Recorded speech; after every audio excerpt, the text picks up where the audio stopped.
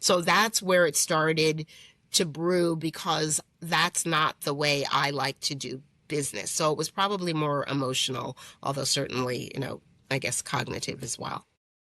So it sounds like everything begins with a thought or a feeling, and then there's a Hmm. behavior. And even though it may not happen the next day or tomorrow, weeks from now, a month from now, you make a decision in the back of your mind, and then slowly it begins to manifest. You described also, an environment that sounds like it was genuinely toxic. Without going into anything you prefer to keep private, how would you describe the atmosphere that place had? And when did you first realize it was affecting more than just your work and day-to-day emotional state? Sure, happy. I think I first realized it. I'd say again, just to give everyone context, I was probably there for about 14 months, so it's not as if I have 4 years of experience. So I realized it fairly quickly, and again, that added to the emotional stress, because once you're there and you're like, uh-oh, this that in the period that was supposed to be the honeymoon period was not. And so I would say probably within the first 2 to 3 months, I realized it. And when you were talking about, behaviors, I became a different person. And I tend to be a private person. I think I internalize things, but I had gotten to that stage where almost felt like pieces of who I was were almost being like picked at me and picked apart. And I could feel myself disintegrating. I could feel a lot of the confidence that I had formerly had, questioning the decisions that I made just professionally. But what scared me or concerned me the most was when my parents could see it and hear it. I happen to be close with my family. I am a parent of children, but when just hearing me, they were like, something is not right. What is happening? And when I would get to the stage where literally before I would go to work, I would dread it. I would get to the office early because I would need to almost center myself to do that. And then I had, quite frankly, I had expense accounts so I could go out for lunches and drinks and things like that.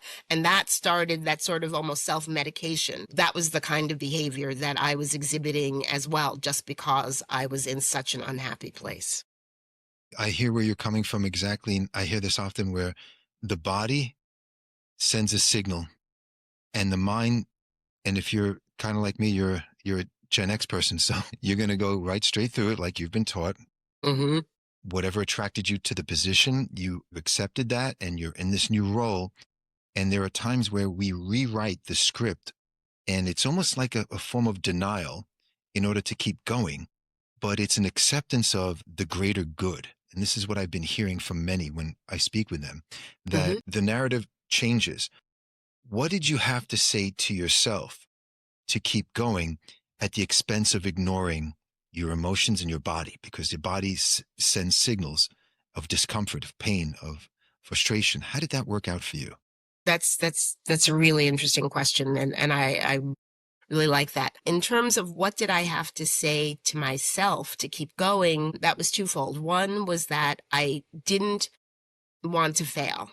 I'm someone that really fears failure, and I felt so that was the internal tension, and I sort of alluded to it before, because I felt that I had failed myself.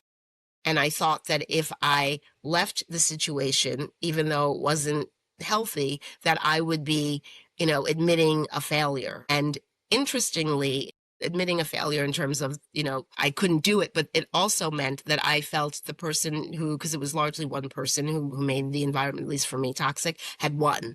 And that was interesting, because it's that gamesmanship, I think, that I played in my mind. And in this particular instance, I was, my boss, I'd say we had a few pleasant conversations when I started and when I left.